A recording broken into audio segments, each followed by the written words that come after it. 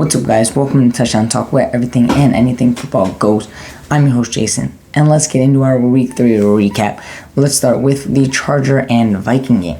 Now, if you were watching this game, Justin Jefferson was not a vocal point in this game. His first catch came in the second quarter, and Kirk Cousins went back to him on the very next play, but the Chargers kind of kept Justin Jefferson in check. The Chargers drove down the field before halftime, went for it on fourth down, and they took the lead 14-10, which great start for the Chargers. At half, 14-10, came out of the half, 3-play, 80-yard drive, finished with a Keenan Allen 49-yard touchdown pass to Mike Williams. Justin Herbert threw his 100th career touchdown, and the pass went right through the defender's hands. Josh Palmer was able to come down with it for the touchdown. The Chargers went for it on 4th and 1 on their next drive, got on their own 20. Now, 4th and 1 from your own 20 with a little over a minute to go in the game. Now, the Vikings have no timeouts here. You're winning. You're up 28-24. Why are you going for it? They get stuffed. The Vikings get the ball back. Now the Vikings end up driving down to the red zone, and Kirk Cousins throws a pick in the end zone to seal the game. But you have, as a coach, you have to put your team in the best possible chance to win the game. And with a little over a minute left, your defense is playing good. You punt the ball there. You make the Vikings drive down the field with no timeouts. Giving the ball to the Vikings at year 20, now, yeah, it worked out in a sense, but if Kirk doesn't throw that interceptions, we're talking about a whole reverse conversation. And that conversation is Brandon Staley and him on the hot seat.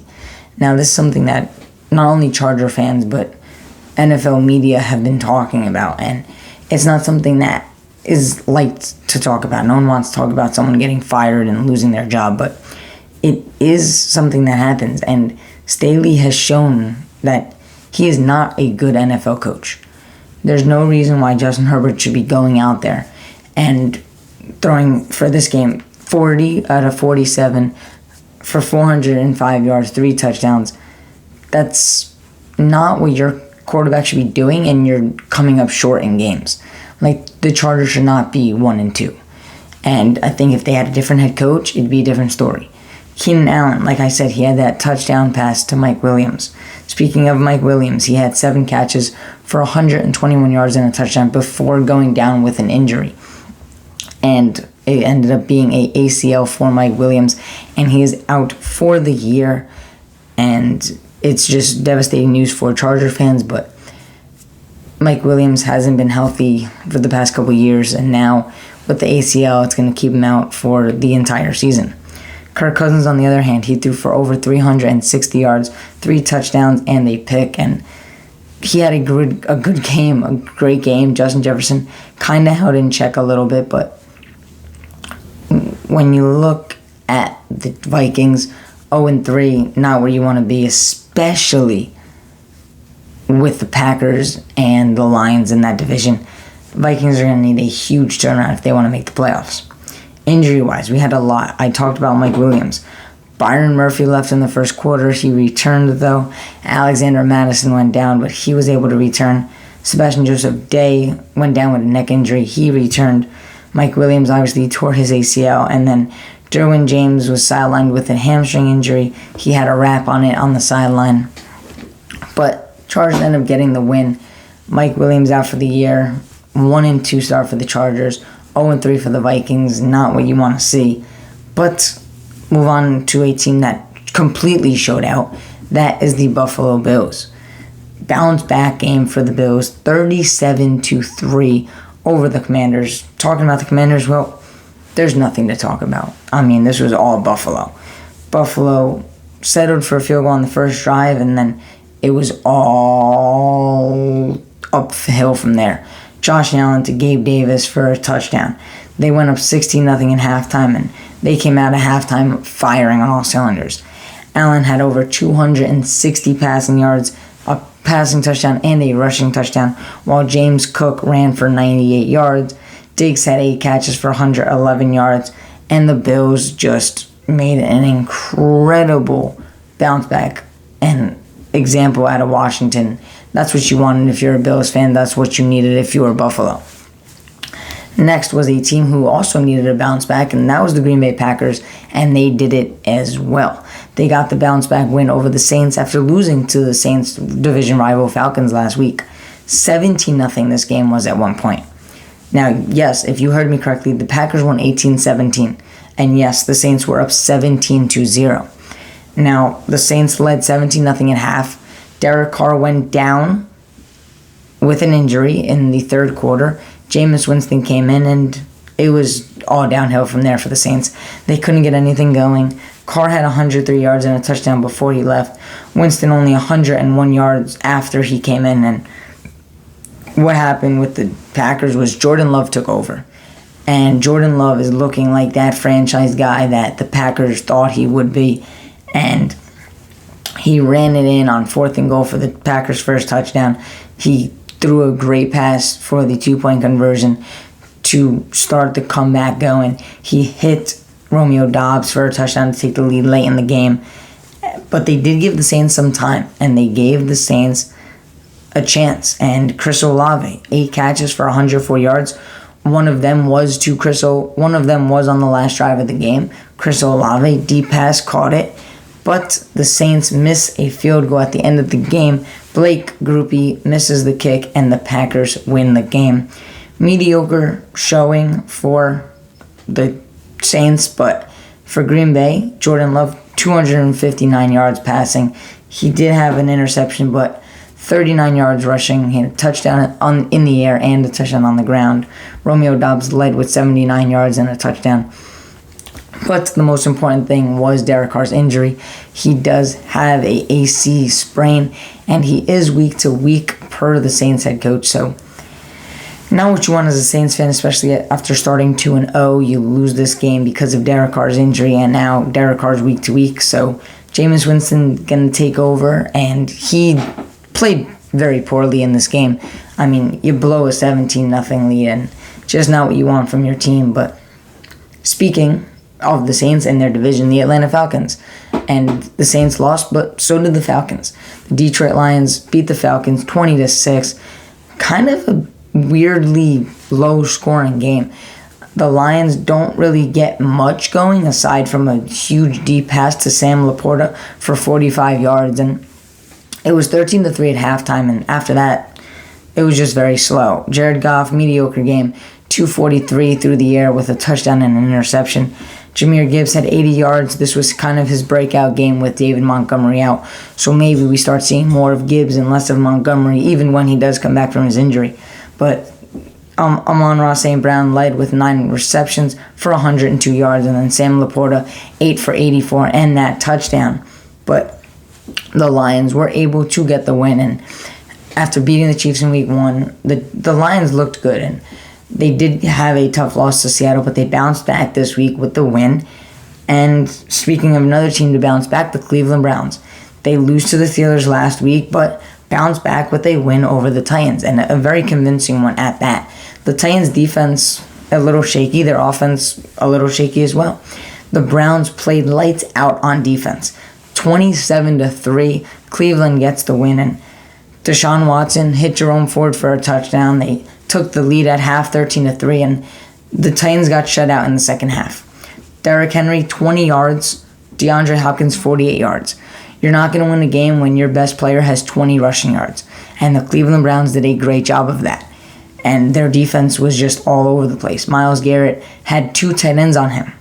And they noticed that, so Garrett went to the other side. The tight ends trailed him and followed him. And it was a little back and forth until the Titans couldn't call hike. They had to take a delay of game, and not what you want if you're the Titans. Yes, we know Myles Garrett is one of the best defensive players, but you can't be getting 2 tight ends on Myles Garrett and then swapping them to follow him wherever he goes, when that's not going to end up working out, because as we saw, they had to take a delay of game. And for the Browns offense, not a great showing, but Deshaun Watson played good.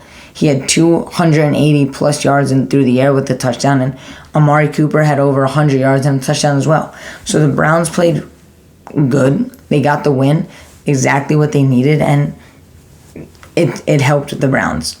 Following that game was a divisional game between the Texans and the Jaguars.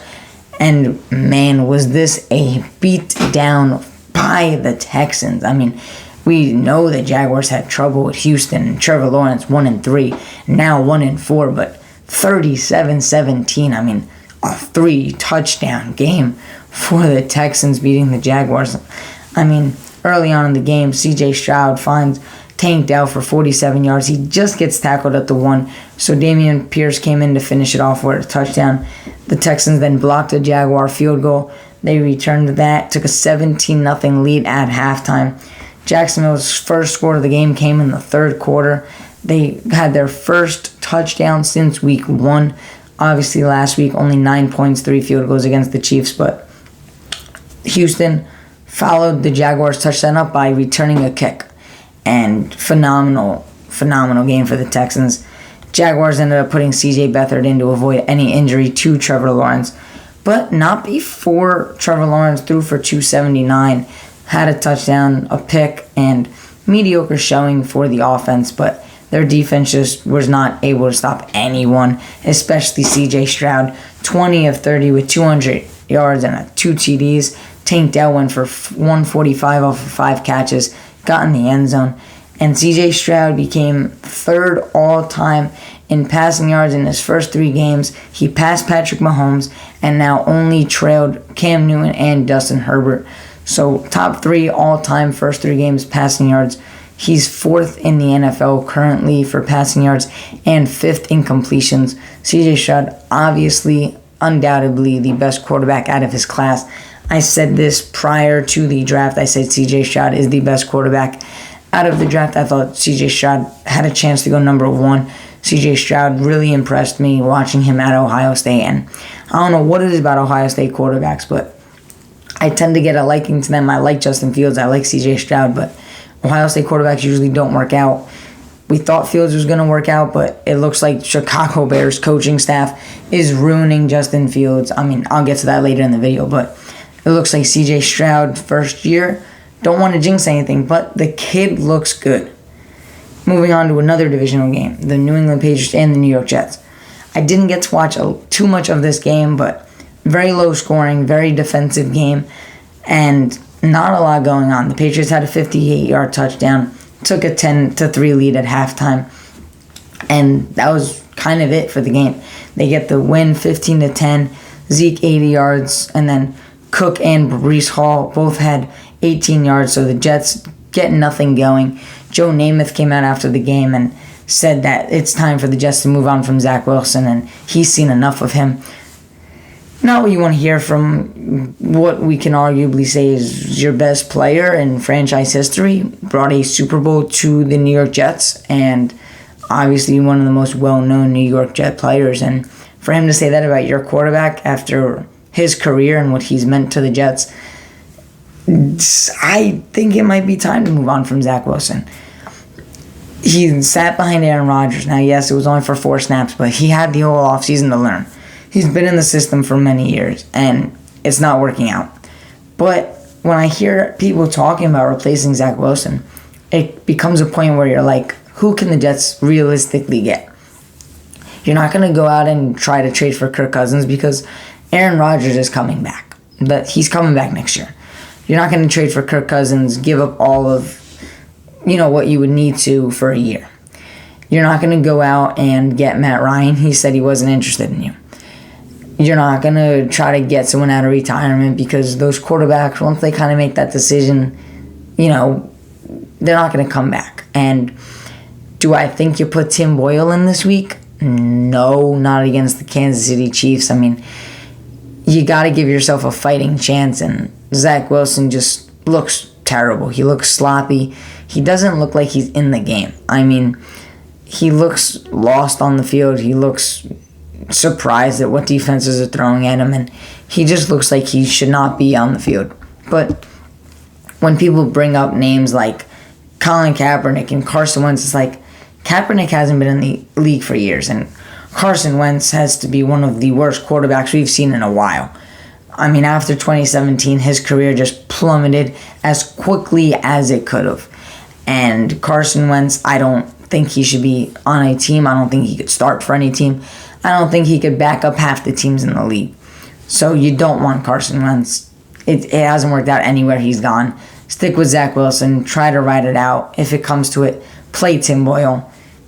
I don't think the Jets are going to be able to get a veteran because teams aren't going to want to trade their backup. I mean, look at the Panthers, for example. Bryce Young gets hurt. If they traded Andy Dalton, they would have been done. But Andy Dalton gets in the game, has a good game. We'll get to that later. They don't get the win. But Andy Dalton, if you trade him, then the Panthers are left with no. But back to our game and a team that's in the division with the Jets and Patriots, the Miami Dolphins. And if I had to pick who's going to win the Super Bowl, I would say the Dolphins right now. If I had to say, going into Week 4, my Super Bowl champion, it's the Miami Dolphins. I mean, by this point, you should have already know what happened in this game. 70-20. 70-20, a 50-point loss for the Broncos.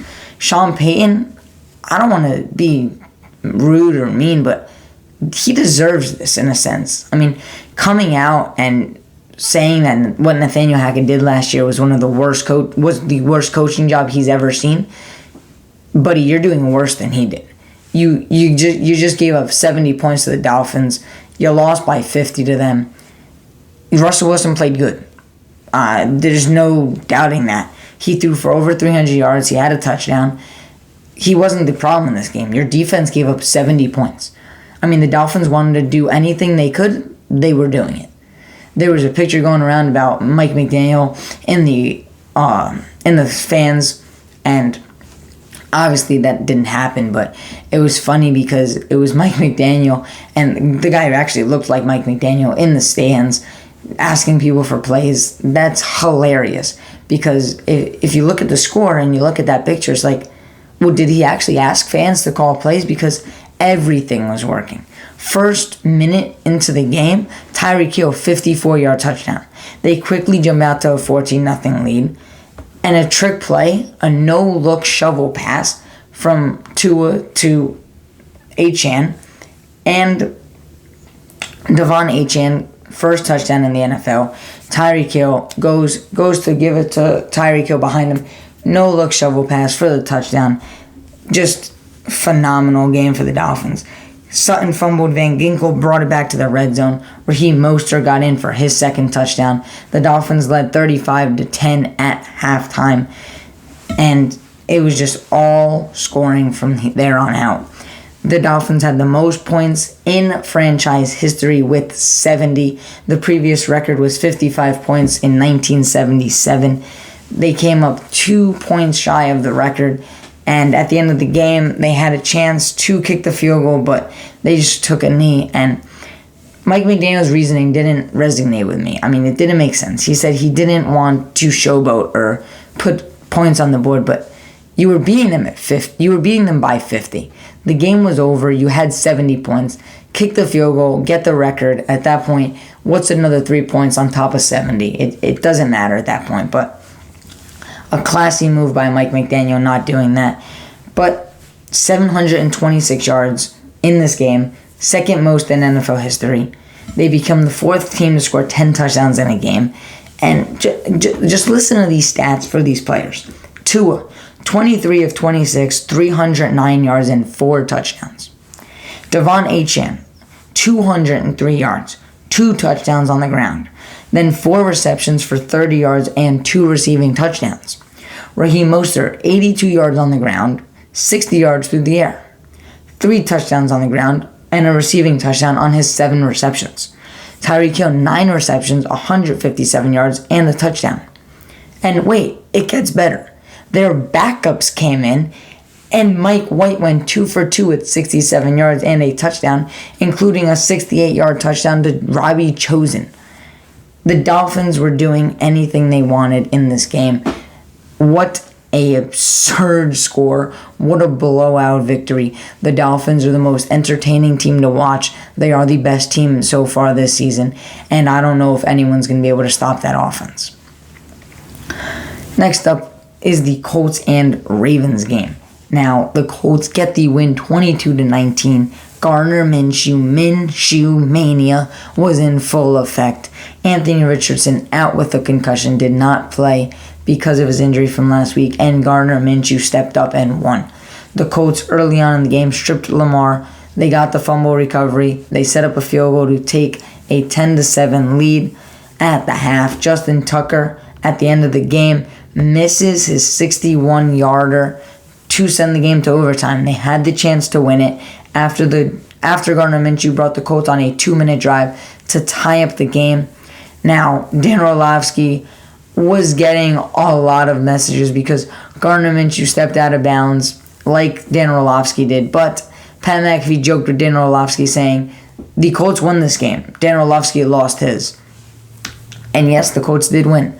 After that debacle, the safety, they go up 19-12. The Colts drive down the field, get in the end zone to tie up the game.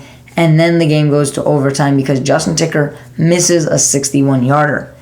Now, overtime, it goes back and forth between the offenses not scoring. Punt after punt after punt. And then the Colts get the ball.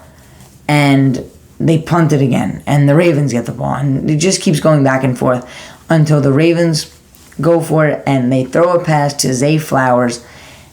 And there was a holding call that was not called. There was a holding, pass interference, and the refs didn't call it. The Colts got the ball back, and it set up a Matt Gay field goal for the win. Matt Gay set history, becoming the first kicker to make 4 50-yard field goals in a game.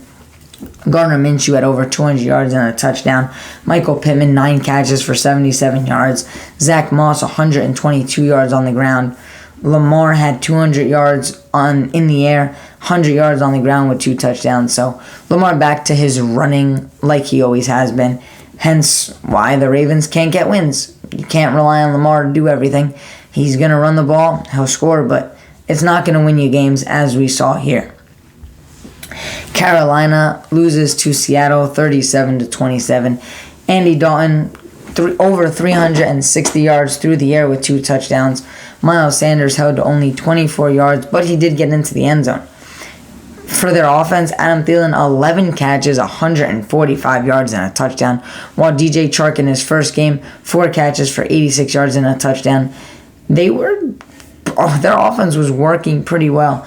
Their defense kind of struggled, though, giving up 37 points to Seattle.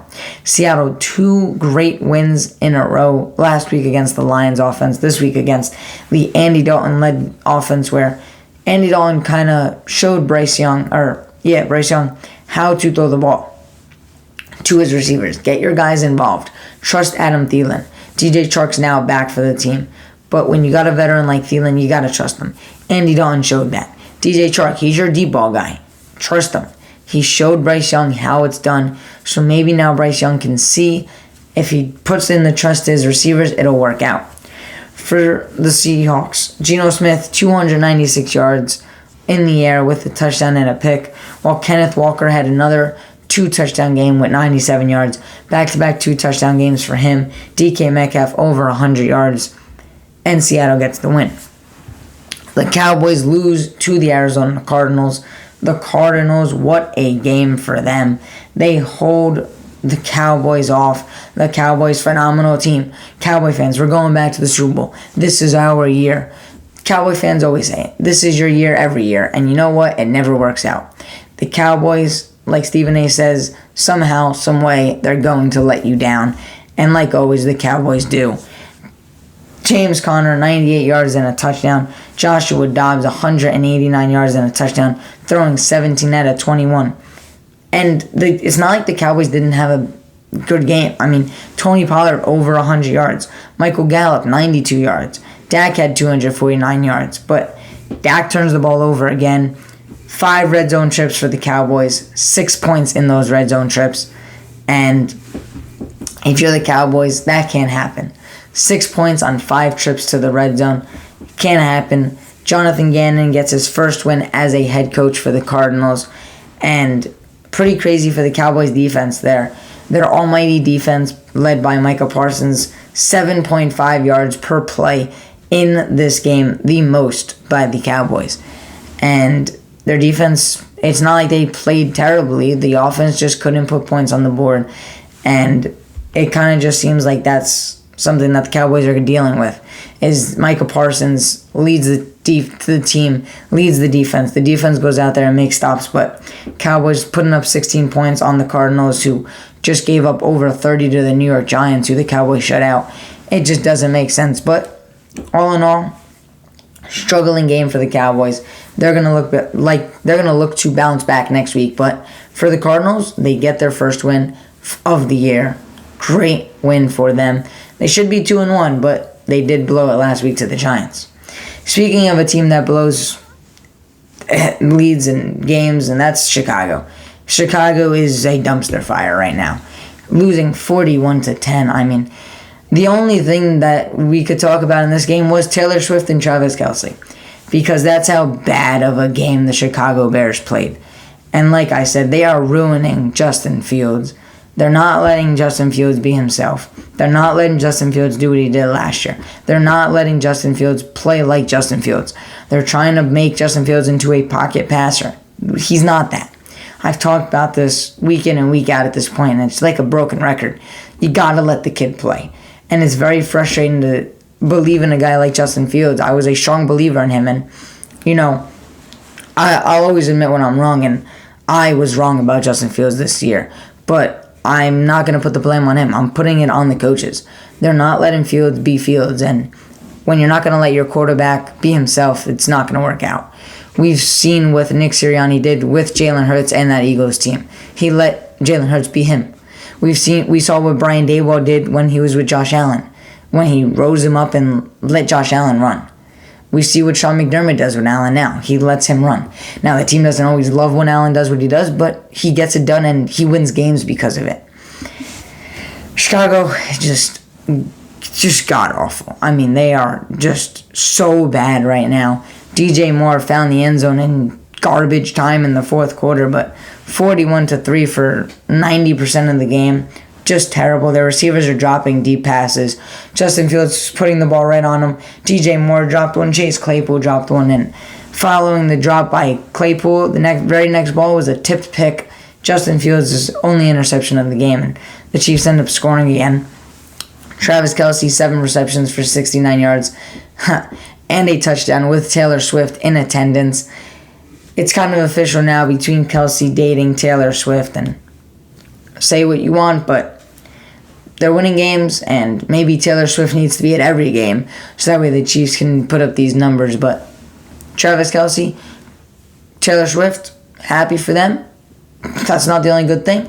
Kansas City Chiefs might be back on track, but one thing that's not is the Chicago Bears, and something's got to change, whether it be the offense, the coaching, something needs to change. And this might be Matt Eberflus's last year with that team, because you're going to have to choose between Fields and Eberflus, and if you're not going to let Fields be himself, let him go. Trade him and let another team use him like he should be, or let your coach go and find a coach who will use Justin Fields as Justin Fields should be used.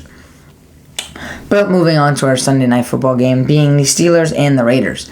Kenny Pickett gets his first multi-touchdown game, and the Steelers get back on track. A win last week, a win this week. Steelers look like they are on a roll. This game went back and forth for a little while, but the Steelers took control. Kenny Pickett, 235 and 2 touchdowns. George Pickens had another 75-yard game. Calvin Austin had a deep ball, finished with 72 yards and a touchdown. Kenny Pickett found him to split the defenders. And Jimmy Garoppolo, yet another multi-interception game. If you've been around in the channel, you would have heard how I talk about Jimmy G. I don't like the guy. I think he's pretty bad. I said that with the Niners. I said the only reason he won with the Niners was because of how good the Niners team is. You don't have to be a great quarterback to play for the Niners. You just have to be good. Not even good. You could be mediocre. And with guys like Debo and Kittle and Ayuk and Christian McCaffrey and that defense, you're going to win games. It's inevitable at that point. 3 interceptions for Garoppolo. Josh Jacobs held to only 62 yards, but Davante Adams over 100 yards. He had 172 and 2 touchdowns, and Jacoby Myers had 85, and Davante Adams not happy with the team. When your best player is going out there, putting up nearly 200 yards, getting in the end zone twice, and you lose the game, not what you want. And Davante Adams clearly unhappy with the team. He joined the Raiders to play with Derek Carr. They get rid of Derek Carr. They bring in Jimmy Garoppolo. I mean, talk about very upsetting for Adams. He leaves Aaron Rodgers to join Derek Carr. Then the team gets rid of Derek Carr. And now he's left with Garoppolo, who is now in concussion protocol, which is not going to change much because the Raiders aren't going anywhere. And Davante Adams can clearly see that, and he's not happy. I don't see Davante Adams lasting another year with this team. He talked about the team not having a winning culture right now, and that's for sure. You can't rely on just Davante Adams, and even when he puts up these numbers and you still lose, that's pretty bad. And Davante Adams, I made this as a joke, but I can see Davante Adams going to New York next year. I think the Jets will do whatever it takes to get him. And with Rodgers coming back next year, putting Garrett Wilson with Davante Adams, I think that team would win it all at that point if they get Davante Adams, which could happen because Davante Adams is leaving the Raiders one way or another, and I don't think he makes it another year. I wouldn't be surprised if he demands a trade. If they lose next week and he demands a trade, I wouldn't put it past him because obviously you don't want to be in this organization anymore, and it's quite obvious why. Moving on to our Monday night games. The Philadelphia Eagles beat the Minnesota Vikings 25-11. The Eagles started the game turning it over on downs, getting down to the red zone, and going for it and coming up short. The Buccaneers stopped the Philadelphia Eagles on 4th down. Then both teams exchanged field goals, but the Eagles bounced back with a touchdown. Jalen Hurts stood in the pocket, took a big hit, and found Olamide Zaccheaus, led him into the corner of the end zone for a touchdown right over the defender's hands of the Bucs to get the first touchdown of the game. Next drive, Reed Blankenship picks off Baker Mayfield, followed by Jalen Hurts throwing his own interception, and then another turnover for Tampa Bay with Rachaad White fumbling. The Eagles were able to capitalize on a field goal and take a 13-3 lead at halftime. Right out of halftime, the Eagles drive down the field. Jalen Hurts does his QB sneak, the infamous Eagles run play that the league and other teams are trying to ban because of how well the Eagles execute on it. I mean, Jason and Travis Kelce, their podcast, they call it the 92%ers for their fans because the Eagles were 92% on 3rd and 4th and shorts last year, and it looks to continue because they are on fire with it this year as well. Jalen threw a pick at the 1-yard line, and the Bucs followed it up by not even getting out of their own end zone. The Eagles capitalized. They get a safety. They drive down the field, and what was weird was they go to do their QB sneak again at the 1-yard line, and they fake it. And Jalen ends up tripping. The Bucs get a sack, and the Eagles turn it over on downs again. Baker Mayfield led a drive for the Bucs down the field, found Mike Evans in the end zone for a 3rd straight touchdown for Evans. He went 9 games last year without a touchdown. Now 3 games in a row with a touchdown to start the year. Mike Evans and Baker Mayfield have a connection brewing, and it could be a scary one if the Bucs can figure out the rest of their offense. But Jalen Hurts, 277 yards through the air, 28 on the ground, 2 total touchdowns with 2 interceptions. DeAndre Swift, 130 yards yet again. He looks like he's taking control of the Eagles' backfield. Kenny Gainwell, only 48 yards. A mediocre game for him. It looks like the injury in week 2 put Swift in the spotlight, and looks like Gainwell is going to take a backup role to Swift going forward. A.J. Brown was able to get 131 yards on 9 receptions, which we kind of saw coming after the little dispute last week about A.J. obviously wanting the ball. He got the ball, the Eagles get the win, and they are 3-0 to go alongside the Dolphins and the Niners as the only 3 undefeated teams left in the NFL. Our last game of the week, the Rams and Bengals. Very slow game for both of these teams. Very slow half, very slow game.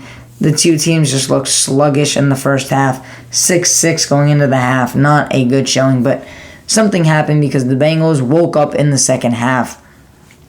They end up actually getting on the board, scoring some points, getting the win over the Rams. The Rams made it interesting at the end of the game, going down the field and getting in the end zone. Puka Nacua was stopped this game. He was not able to get anything going. Stafford threw 2 picks inside of the Bengals 20, and you're not going to win games when you're doing that. But the Bengals were able to stop the Rams. Rams defense did come to play, but Jamar Chase finally showed up late in the game, got himself going. But the focus for the Bengals is Joe Burrow's health. He was able to start and finish the game, which I did not expect to happen. But all in all, it worked out for the Bengals. They get the win, and they're moving on to next week. Now that is all for this video. As always, if you enjoyed my video, drop a like, and I will see you guys next time.